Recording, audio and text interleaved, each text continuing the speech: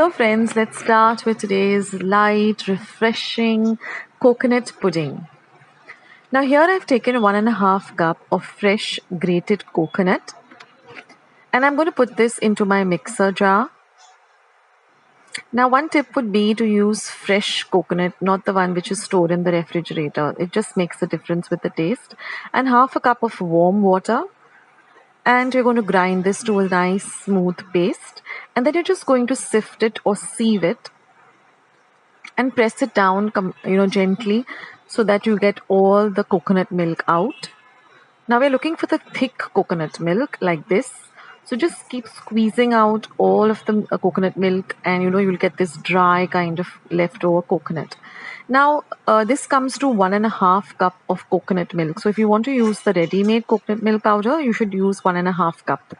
Now here I have 2 tablespoons of rice flour. I'm just going to add about 2 to 3 tablespoons of the coconut milk to the rice flour and just keep it aside for a minute. And I'm also going to be using 2 tablespoons of corn flour. So I'm going to be adding about 2 to 3 tablespoons of the coconut milk also. And we're going to stir this and make a nice slurry out of it. We're doing this because we don't want any lumps in our mixture. So I've added about 3 to 4 tablespoons just till you get a nice thin, smooth mixture.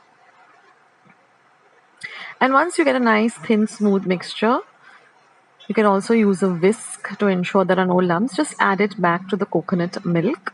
Do the same with the rice flour. Now we're not going to be using any gelatin or anything. So we're going to be just thickening this coconut milk with our rice flour and corn flour.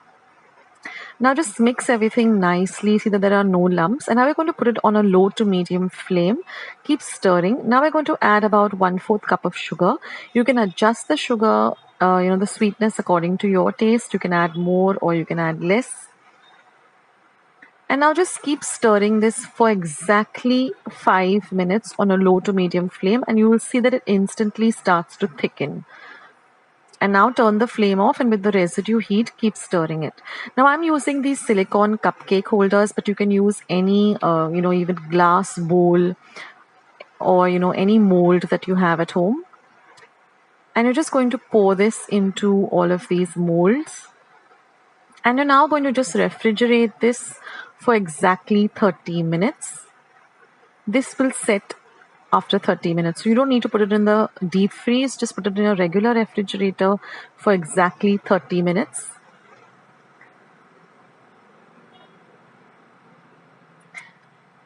And after 30 minutes of waiting patiently, you'll see that it has nicely set. Now these silicone molds, if you have them, use them because they're really easy to demold. Like you will see, I'm doing it now. So now that these have set completely after 30 minutes, I'm just going to use small plates, and you'll see how easily the silicone mold comes out. Just lift it like this, and it's nice and clean and nothing is there on it. And it's nice and wobbly, and I can't wait to dig into this lovely coconut pudding. It reminds me of my childhood days when my Nana used to make this for us in Goa. Of course, she used to use, soak the rice and then grind the rice flour and then add it. But this is an instant and quicker way of making it. And I'm just going to decorate it with some sliced almonds since I had some almonds at home. But you can put pistachios, you can put chopped cashew nuts. The choice is yours. I say that you must try this recipe during the summer because it's so light and so refreshing, and you must have this chilled. So you can see that it is set so quickly, and it is really refreshing and light and delicious. So for those of you who love coconut, this is an easy way of making some lovely coconut dessert, and just slice into it and enjoy it. So I hope you liked today's recipe. I hope you give this a try. Do let me know in the comment section of how your lovely coconut pudding turned out.